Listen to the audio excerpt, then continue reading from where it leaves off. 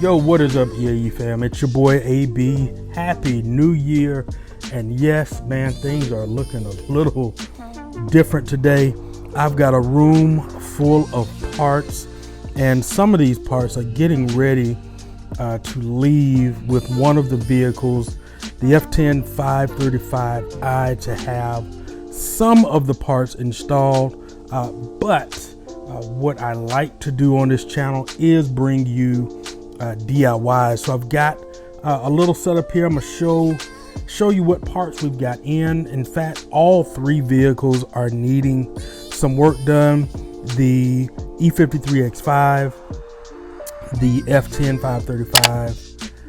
535i M Sport, as well as the E92 M3. Some of them are mods, some of them are preventative maintenance, and some of them are in fact repairs.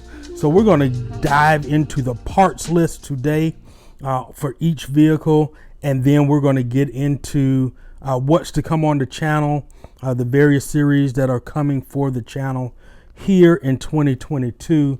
So without further ado, let's go ahead and dive in. Okay, so in fact, we're going to start off with the E53X5.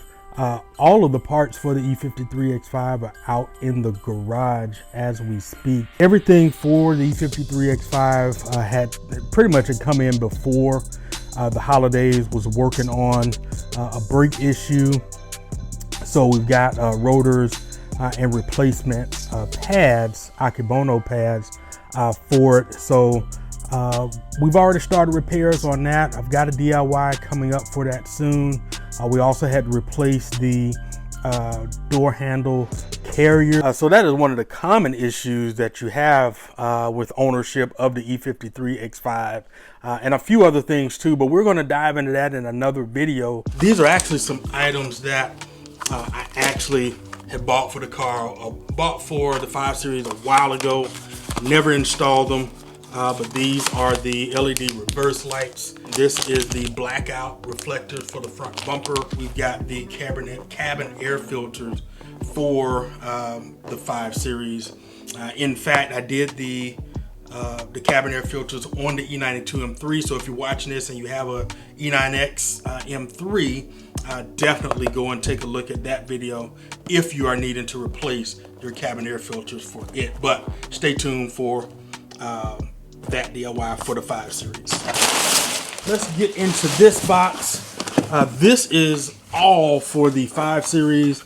We've got a, let's see if I can let me find that part first, and then the belt will make sense. Okay, so one of the things that needs to get done is the oil filter housing has a leak.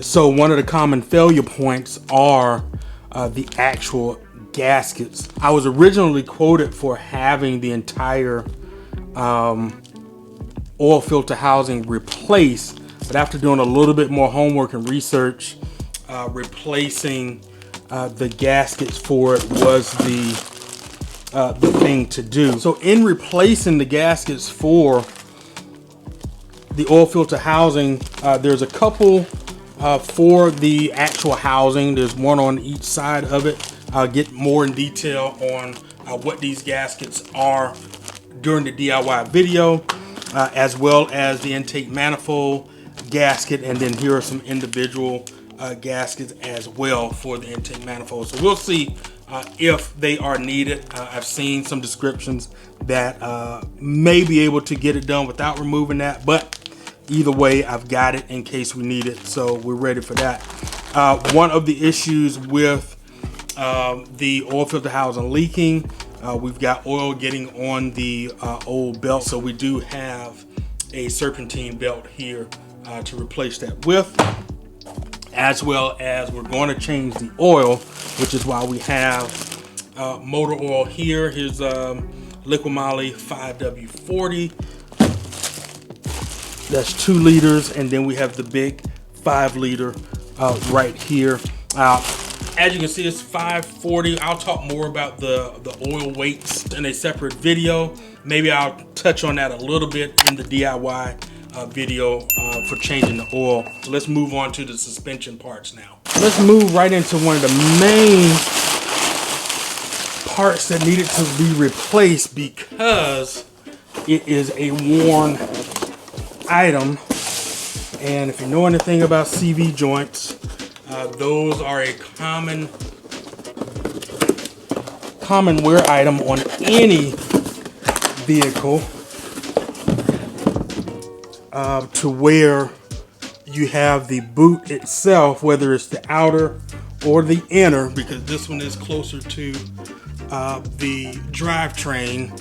This one is on the outside, of course, closer to the wheel hub.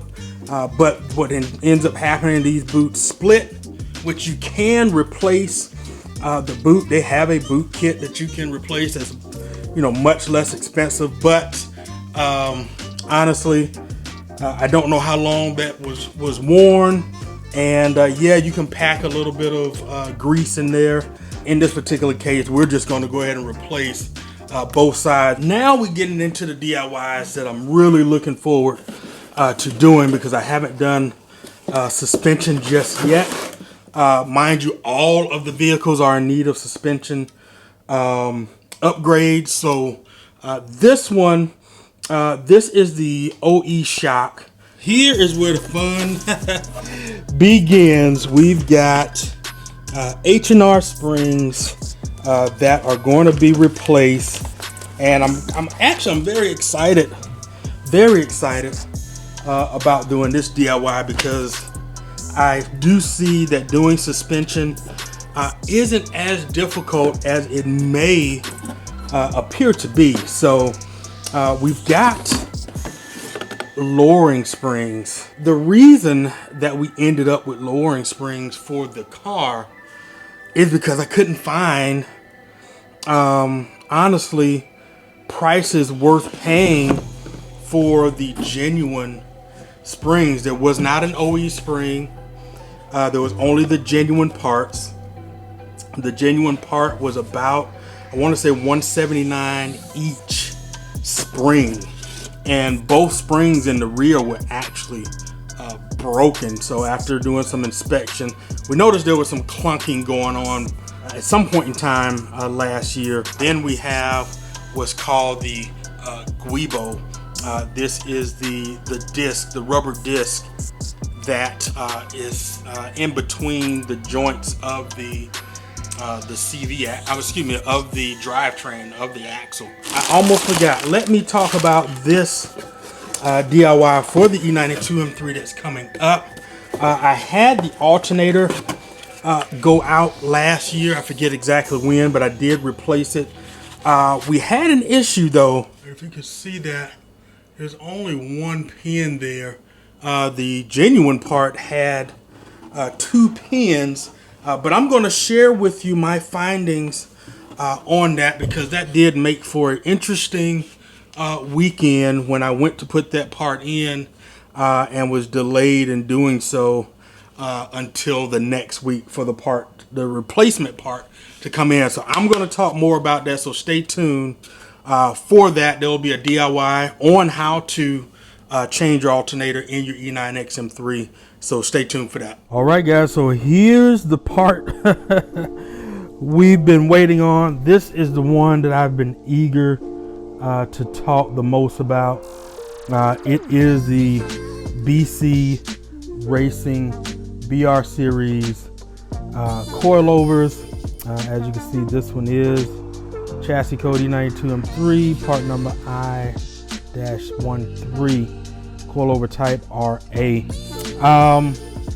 I'll be honest, I am thrown a little bit on this setup because my E92 M3 has EDC, and basically that's the electronic dampening of the shocks, or the dampers for the suspension. With that said, I don't want to lose the functionality of that. Unfortunately, even though when looking for coilovers, and I'm new to this, so some of you may know this firsthand, have more experience than me, so of course that's common knowledge. But when you get coilovers, especially when they have like a 30-way or 32-way adjustability of dampening, that's manually. Therefore, you're not able to retain the electronic dampening, even though when you look up the part, it says for EDC.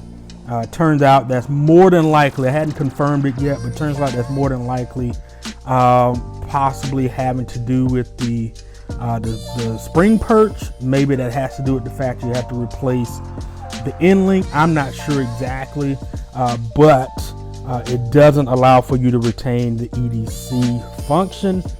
The only way to retain that function is to go with something like a height adjustable spring setup. The two that I'm looking at is KW, which is what I found on ECS2 and pretty much on all of the sites. So I'm looking at that. I also see where MSS, which is a suspension company that